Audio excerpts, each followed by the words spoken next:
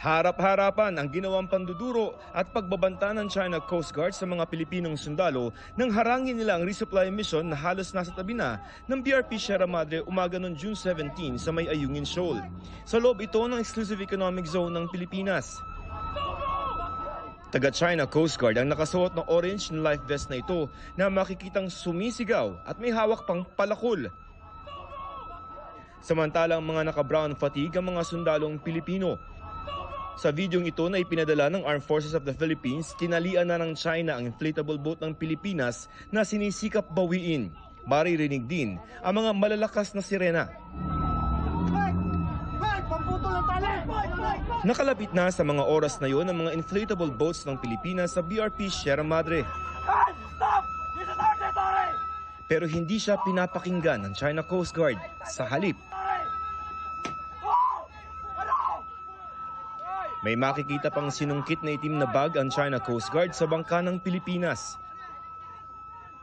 Ayon sa AFP, 7 matataas na kalibreng baril ang ninakaw ng China at hindi pa binabalik pati na mga cellphone ng mga sundalo.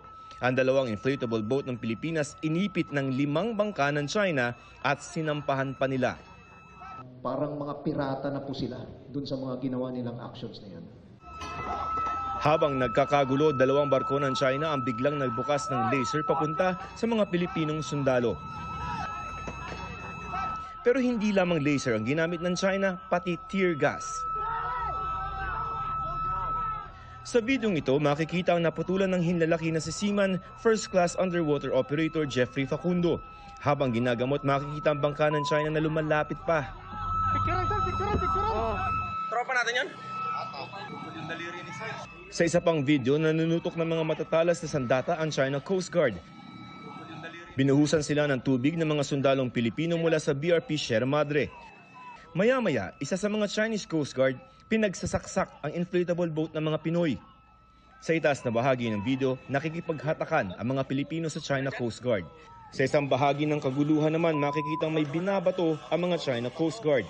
Nagbabatuhan na, Babatuhan na ng bato. Ang isang inflatable boat ng Pilipinas na ito na papunta rin sana sa Sierra Madre, dinikitan ng 2 China Coast Guard para ilayo sa Ayungin.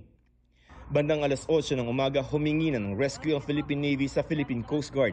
Nasa 12 nautical miles o 24 kilometers noon ang BRP Bagakay at BRP Cabra ng Philippine Coast Guard. Pero maging ang medical evacuation, hinarang at hinaras. 3 Hubei missile patrol ng China ang pumalibot sa medical evacuation team ng PCG habang inikot-ikutan ng mga bangka ng Pilipinas na nakikipagnegosasyon sa China.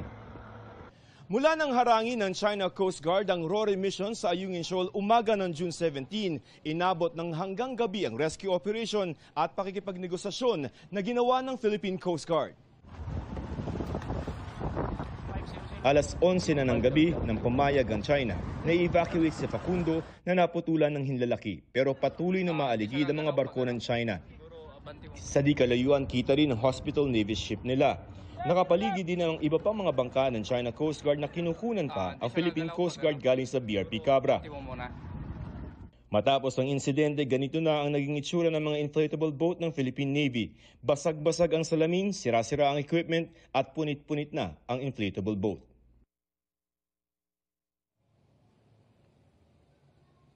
Pinapurihan naman ni EFA Chief of Staff General Romeo Browner ang katapangang ipinakita ng mga Pilipinong sundalo at pagtitimpi. Ayon kay Browner, hindi layo ng Pilipinas na magkagera.